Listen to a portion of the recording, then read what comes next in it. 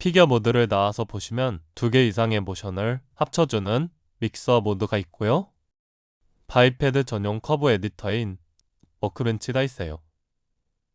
워크벤치는 여기서 로테이션이랑 포지션, 커브를 따로따로 선택해서 보셔야 돼요. 그리고 트랙 셀렉션에서 좌우랑 상하 로테이션이 있는데요. 이것은 아이패드 001 콤을 잡고선 고토키를 켜고 움직여 보시면은 좌우로 움직여 볼게요. 이동만 했을 때는 빨간 키가 찍히고요. 위아래로 움직임을 줬을 때는 노란색 키가 찍히게 돼요. 회전을 하게 되면 초록색 키가 찍히게 돼요. 이런 식으로 방향에 따라 각각 다르게 색상이 나타나게 돼요. 전체적으로 키를 주고 싶으시면 락을 걸어 주셔야 돼요.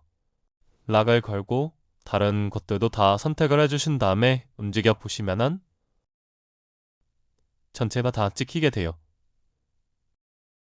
하나의 춤만 주고 싶다고 하면 다시 락을 풀어주시면 됩니다. 밑에 커터니언과 오일러는 회전 방식의 차이인데요. 아이패드는 기본으로 커터니언 방식으로 되어 있고 폰을 하나 생성해 볼게요.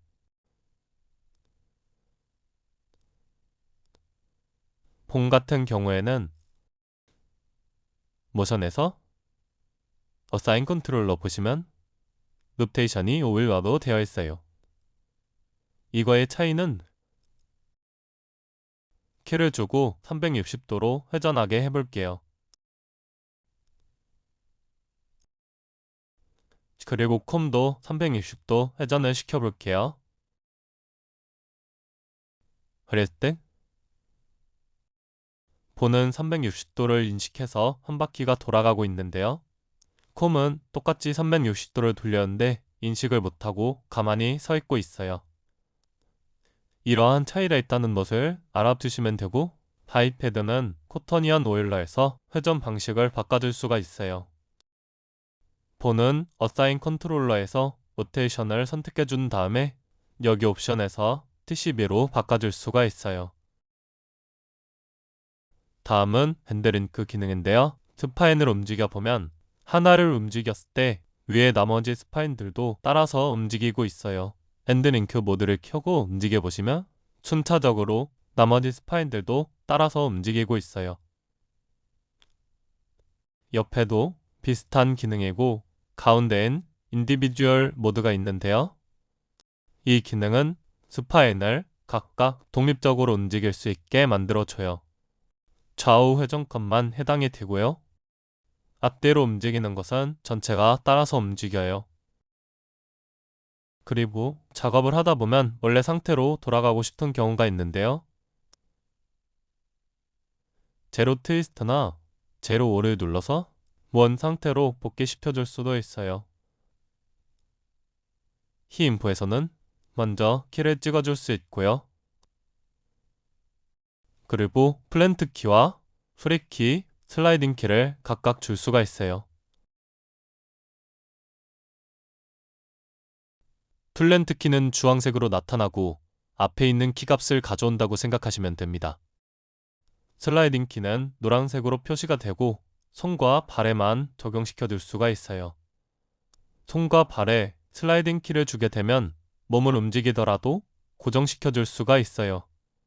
프리키는 일반적으로 키를 줬을 때 생기는 키고요. 슬라이딩 키를 일반적인 키로 바꿔줄 때 사용하기도 해요. 맨 우측의 트라젝토리는 동선을 확인할 때 사용하는 기능입니다. 밑에 IK로 넘어갈게요.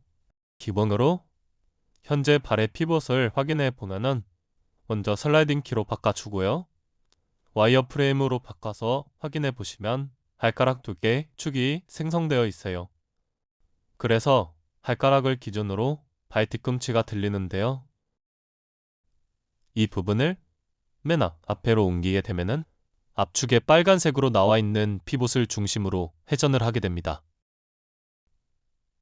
다시 원래대로 돌려줄게요. 바이패드는 또 링크를 여기에서 따로 해줄 수가 있어요. 화살표를 누르고 링크 해줄 부분을 선택해 주시면 돼요. OK 눌러주시면 되고요. 슬라이딩 키로 바꾸게 되면 이제 링크 건 부분을 따라가게 돼요. 팔을 위로 올려 볼게요. 지금 발은 가만히 있는 상태인데 슬라이딩 키로 바꾸게 되면 손을 따라서 움직이게 될 거예요. 슬라이딩 키로 바꿔줬고요. 다시 따라가지 않게 프리키로 바꿔줄게요. 어디를 따라가는지는 화살표 옆을 보시면 확인할 수 있어요. 다음은 프랍 부분을 살펴볼게요. 프랍이 없어서 다시 피규어 모드에서 프랍을 만들어 줄게요.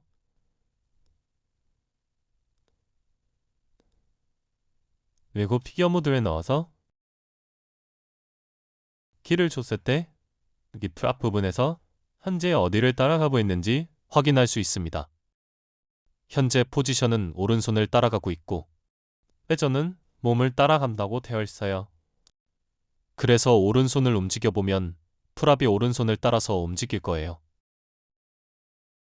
프랍이 왼손을 따라가게 변경하고 싶으면 옵션에서 왼손을 선택해 주시면 됩니다. 그 다음에 왼손을 움직여 보시면 프랍이 왼손을 따라 잘 움직이는 걸 확인할 수 있습니다. 옵션을 월드로 변경하게 되면 아무것도 따라가지 않는다는 뜻입니다. 그 다음에 TCB 값은 워크벤치를 열어서 확인을 해주시면 되는데요. 텐션 값을 만져볼게요. 그래프에서 아무 변화가 없네요. 이번에는 컨티뉴 수치 값을 바꾸니 그래프에 변화가 생기네요. 그래프 보는 방법은 나중에 설명을 드리니까 일단 어떤 식으로 그래프가 바뀌는지 한 번씩 만져보면 될 것 같아요. TCB에 보이는 그래프에서 빨간 점은 현재 프레임을 뜻해요. 현재는 칩 프레임을 기준으로 삼고 있겠죠?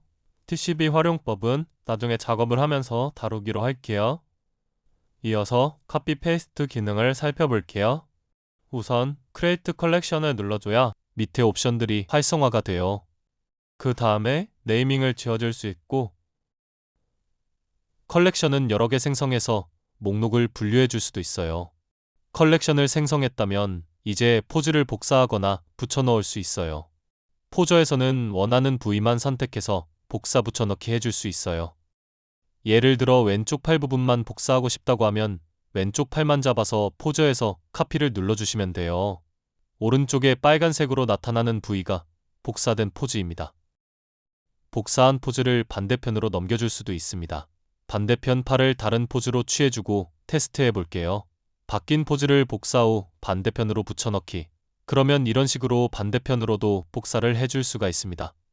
포저 옆에 포즈에서는 한 부위만 잡아도 전체 포즈가 복사됩니다. 오른쪽을 보면 전체가 선택되어서 모두 빨갛게 표시되고 있어요. 쿰이라고 불리는 바이패드 001은 이 옵션들을 선택해줘야지 복사를 해줄 수 있으니 참고해주세요. 맨 오른쪽의 트랙 기능은 선택된 부위의 애니메이션을 복사해줄 수 있어요. 지금은 애니메이션이 따로 없기 때문에 넘어가도록 할게요. 궁금하신 분들은 각자 테스트해보시면 좋을 것 같습니다. 그리고 포즈를 많이 복사하다 보면 데이터가 쌓여 파일이 무거워질 수 있으니 더 이상 사용하지 않는 컬렉션이나 포즈들은 삭제해서 정리를 해주세요. 다음으로 살펴볼 기능은 레이어입니다. 크리에이트 레이어를 눌러서 레이어를 생성해 줄 수 있습니다. 복잡하게 키가 많이 찍혀 있을 경우 레이어 기능을 사용하면 손쉽게 애니메이션을 수정해 줄 수 있어요. 현재 팔을 들어올리는 애니메이션이 있고 아래에 키가 찍혀 있는 걸 볼 수 있는데요. 여기서 레이어를 생성해주면 타임라인에 아무것도 없는 깔끔한 상태로 애니메이션을 덮어 씌워줄 수 있어요. 원본을 확인하고 싶을 때는 아래 화살표를 눌러서 내려가 줄 수 있습니다. 다시 위 화살표를 누르면 레이어로 이동할 수 있습니다. 작업을 할 때는 키가 찍힌 위치도 확인을 해야 하기 때문에 원본이랑 레이어 사이를 왔다 갔다 이동하면서 작업하게 될 거예요. 화면에 빨간 선으로 표시되고 있는 부분은 원본 애니메이션입니다.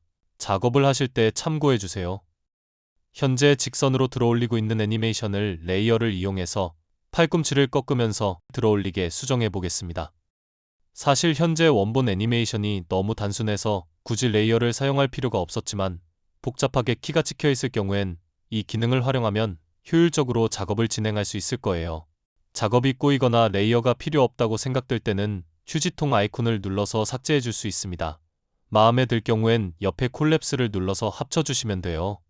그리고 작업을 하다가 다시 원래 포즈로 되돌리고 싶을 경우엔 옆에 스냅 앤 셋키 기능을 눌러주시면 됩니다. 이상으로 바이패드 관련 기능들을 살펴봤습니다. 영상 시청해주셔서 감사합니다.